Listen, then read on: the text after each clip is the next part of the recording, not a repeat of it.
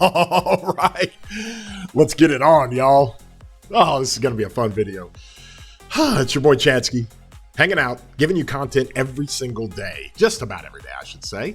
Whether it's streams, whether it's videos, whether it's all the different things that we do for you as players. We want to give you real rock life application. That's kind of how we're doing it. If you guys enjoy the channel, consider subscribing. Doesn't cost anything, really helps out the channel and what we try to get done. And if you enjoy the videos, if you enjoy the streams and all the different things we have, be sure to throw a like on there. Really helps the channel. And honestly, a lot of these conversations come up in my Discord. So the video today, we're doing the Huo guide. And the question kept coming up in my Discord about Huo's expertise. Do you apply it? Do you want to use it? Do you not want to use it? And so those conversations in my Discord really help my content. And so be sure to join my Discord. The Discord link is in the description.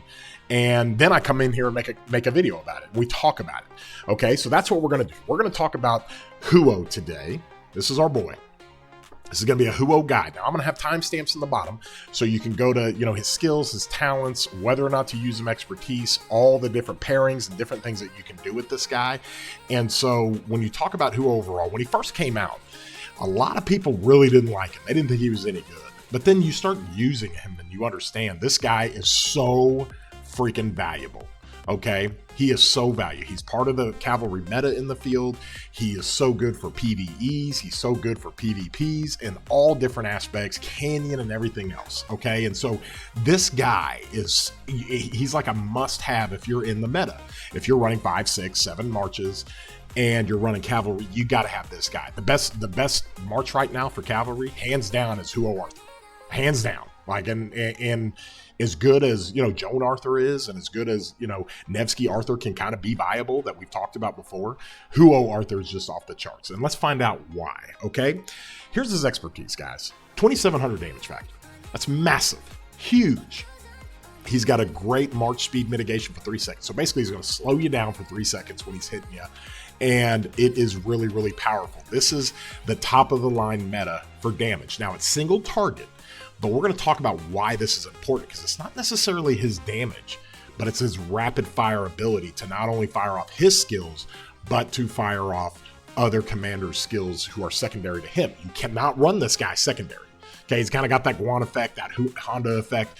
It's going to completely nerf his damage when you run him secondary. He has to be primary. And with his rage mitigation, or basically his rage reduction, you want to run him primary. Okay, he is the rapid fire Gatling gun of rock. Okay, and so when you get into his second skill, you got a lot of attack bonuses. I talked about the accessories and why they need to be like redone, because it's the same accessory attributes that you have with legendary accessories that you did 5 years ago. Well, meanwhile, you got commanders on a power creep that are giving you 40% attack. I mean, just here, take it. And so he is at that upper echelon of that particular kind of bonus, okay? So he's going to lay down a ton of attack. He's going to give you a march speed bonus, and he's going to do some damage to archers, okay? He's an archer killer. That's what this guy does. He's going to slow down archers when he hits them. Archers can't run from this guy. He's going to focus them. Anybody that's got Huo in the field, you want to focus archers as fast as possible. And so that's what this guy does. Okay, you go over to his third skill, and this is where things get a little bit interesting, okay? Because he's got kind of it's called Dragon of the Desert. This is kind of an interesting situation. When he's out of your city for 30 seconds, and then he kind of triggers this skill. Basically what happens, if he's already fought another battle or has previously triggered the Autumn Wind effect, for the first 15 seconds of entering battle, he deals 30% more skill damage, which is awesome. But here's the kicker. He requires 150 less rage. He fires off so freaking fast. Okay, after 15 seconds of combat, their troop deals 10% more normal damage. Okay, so he's got kind of two different effects here that he does. But the main thing is when he's in and out of combat, he's ramping up the rage, and that's what you want to do.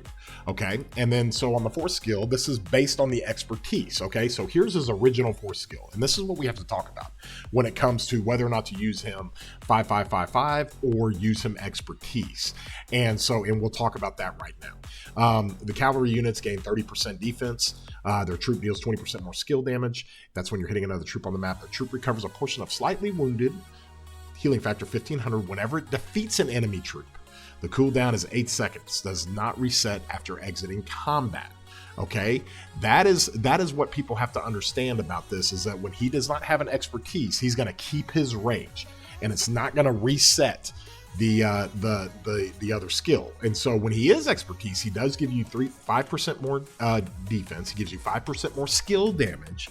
Okay, but you're going to trigger the autumn wind effect, and you're going to recover 3,000 healing factor, and the cooldown is 8 seconds. So it's basically, do you want to trigger the autumn wind effect or do you not? And that's the biggest concern here, is that when you come in here and you look at overall how his skills work out, they're great, and they're a great mesh together. He gives you tankiness whether or not he's expertise or not.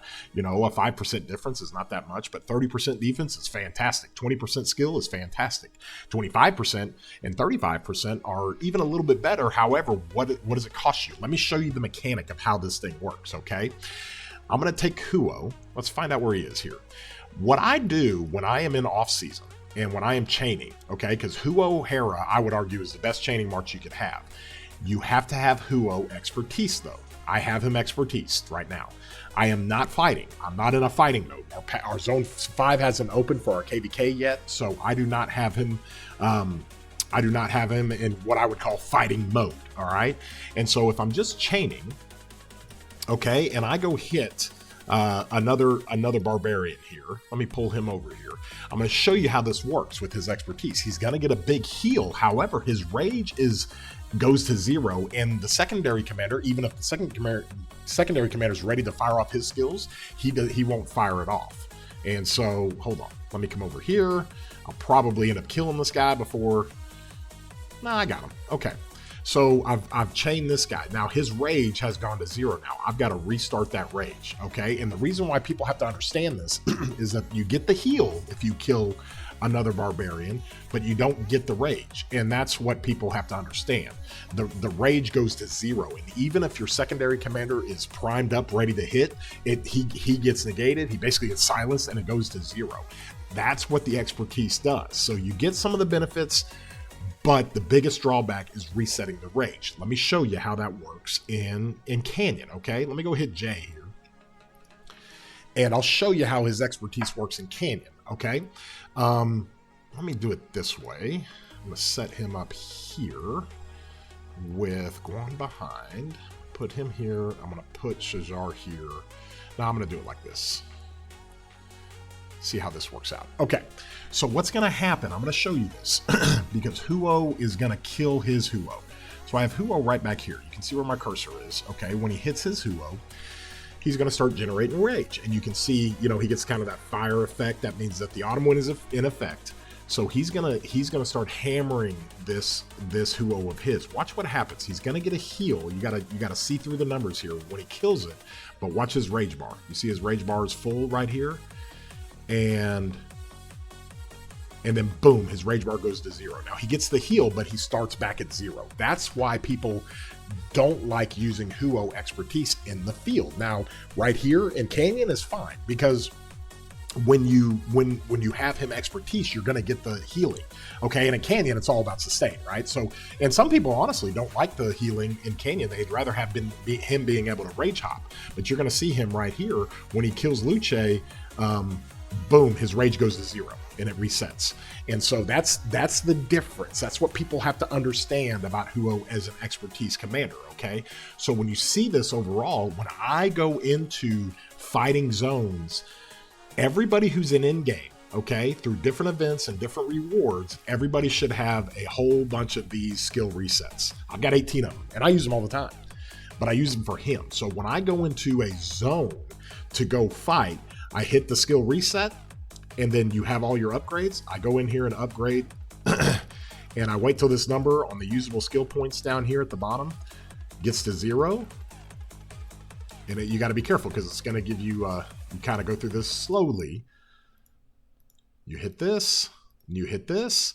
Okay, he's 5, 5, 5, 5. I do not expertise him. I do not expertise him. So now let's go look at what happens when I go into Canyon. And this is good. This is a good kind of barometer or test because it gives you guys an idea of how this will work in the field. Okay, now let's watch what he does in Canyon. All right, we'll set up the exact same kind of situation. So let's go ahead and hit. Now his healing is not going to be near as good. It's going to be half the healing he was getting before, but you're going to watch his rage bar doesn't go anywhere. He keeps his rage. So watch what happens after he kills this Huo. As he rolls through here, you can kind of see how this thing plays out. I've got him running with Arthur and Canyon because he's so good. It's my highest damaging march. But watch what happens. Huo dies. Boom. His rage is still full. And then I couldn't rage hop it. But in battle, what you have to understand, in any kind of battle that you're in the field fighting, you do not want to lose your rage. Okay, a back and forth murder ball fight. That's why when he goes into fighting mode and I'm fighting zones, I do not want him to lose his rage. Let's kill the Trajan. Watch this. And his rage is here, and then Arthur ought to hit. Boom, Arthur hits. Okay, if he was expertise, Arthur would not hit. It would reset the rage and basically silence everything and go from there. So that's the difference. Okay, and a lot of people won't, they won't expertise him at all, and they'll never expertise him. But I like to in off season because I think he's great as a barb chaining march, and I love the heal for that because he can last forever. And so with that being said, that's why I like to use him expertise. When I go into zone 5 fighting and I'm going murder ball fighting, I take the expertise off. You do not want the rage to reset. You want him to keep firing. Even if he kills another opponent, I don't care about the healing. That's not near as valuable for me in the field. I want him to keep his rage so I can turn and get on another target and boom, hit it, fire off whatever skill he's got. So that's the explanation of his of all these different skills and how they work. And that's the biggest question everybody has, okay? So when you come into the talents here, this is a pretty generic build for any kind of cavalry player. You love taking Emblazoned Shield, okay? 12% less skill damage is awesome. I want the rage. I want to rage him up as much as I can. I go full feral nature here. And people have to understand this. There's a misconception sometimes when it comes to a commander that has less rage cap, because when you do this, you have 150% less rage. So he's dropping this rage requirement down to 850. Well, some people would say, well, then I don't need a horn and I don't need feral nature. Well, why wouldn't you? Because the horn and feral nature are dependent on a particular turn. Okay, they're going to give you rage per turn. It's not has nothing to do with an overall rage cap. So the only thing about dropping your rage cap just means you're gonna run your active skill off quicker, which means I still want to run as much rage every second as I can and turn this guy into a literal Gatling gun of firepower. That's what he does. He is so good at that. And that's what his benefit is. And people who did not expertise him, people who thought that he was not a very good commander when he first came out, they're all realizing it now because Huo is like A1. That's what you bring as any kind of meta 5, 6, 7 march. You bring him and Arthur behind him. And it is insane. But that's just a typical talent build for Huo. So there's all kinds of different ways you can look at that. You can go full cav tree. I don't like doing this. And then you can hit rejuvenate and stay off of feral nature and stay off of clarity. Okay. So I personally, I go with this. That's what I do. That's what I do on Nevsky. It's the same type of skill tree. That's what I love to do when it comes to his talents. Okay. And so from there, you talk about pairings. Okay. And I think I've got some of these in my favorites. Do I? I might or might not. This was some Arthur stuff that I was running. I'm running him with Nevsky here. Let's see. There's some other ones here. The number one thing you have to understand about Huo is he's all skill damage, and he's enhancing more skill damage. He's got skill damage bonuses with this effect. He's got even more skill damage bonus with this effect. So you want this guy with a skill damage commander. Well, the best number one A1 cav march, if you had complete autonomy to run anything you wanted, you could bring one cav march and that's it. It's Huo with Arthur. Okay, Arthur as a secondary commander runs up so much skill damage, and Huo just lets this thing fire off faster. It is a ticking time bomb that's going off, okay? It's got really good march speed, obviously. You got 35% total march speed. The attack bonus runs up to 70%. Arthur's got a 20% health bonus. You couple the 20% health bonus with the fact that Huo gives you 35% defense, and it's relatively tanky. Like, how crazy is that? Like, it's not like Khan. It's not like XY. Like, this dude's actually provides some tankiness. You put him with Arthur, it is out of control. This is something that people absolutely love to use. There's utility here with the rage reduction that Arthur puts on the enemy. There's all kinds of things to work out. And then here's the other thing. When you're firing off as fast as Huo Arthur fire off, and you get Arthur's expertise, that gives you a 25% chance to deal additional damage to all the targets you hit and it's 50% of the damage of the original damage. So if you hit a target with this 2700, you got a 25% chance to fire this off, and it's going to hit that same target the second after with 1350 damage factor.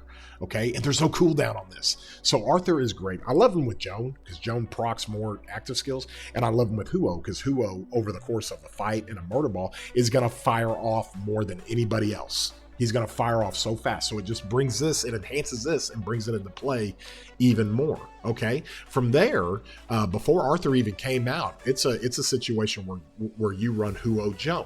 Now, the only thing with Joan is that she's going to do her probability on her second proc, which sometimes will slow Huo down for a second on his rage cycle, but it doesn't matter.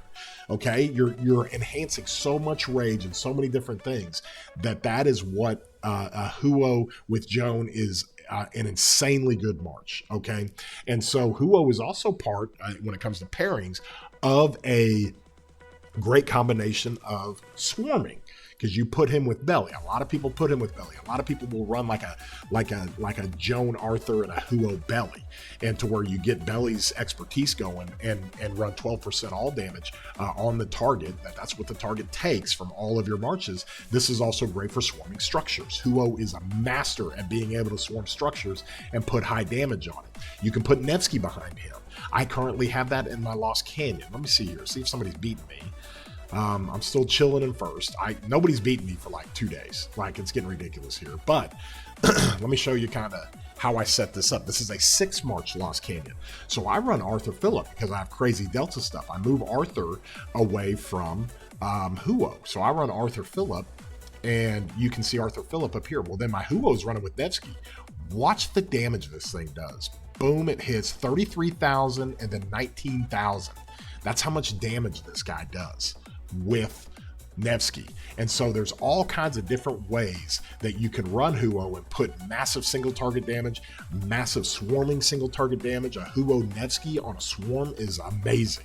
Like I said, Huo Belly on a swarm is amazing. Or if you run it in the field, it's just going to be a huge nuker that's single target. Okay. If you get into different situations like artifact KVKs, okay, I ran in the King of All Britain, I ran Huo with Ragnar. You know, basically anything that's running high skill damage, AoE, that you want it to proc off more times, you run Huo with. A lot of things in GT kind of did this a year ago in an artifact KVK. They ran Huo with YSG. Holy Jesus, it was unbelievable what that march did and how much damage it can do. It's a little squishy. Okay, it's not necessarily fast for a cavalry march, but it's still fast enough because it is cavalry. And this thing would just absolutely go nuts. So you can run Huo with Zuge. You can run Huo, where's my Zuge at? You can run Huo with YSG. You can run Huo with Ragnar. You can run Huo. I think I ran him in my alt KVK. I think I ran him, where is he at? I ran him with CPO. It was crazy good. You can run Huo with just about anybody that is a high AoE skill damage commander of another troop type. Bring them over, put the artifact on them, run them behind Huo.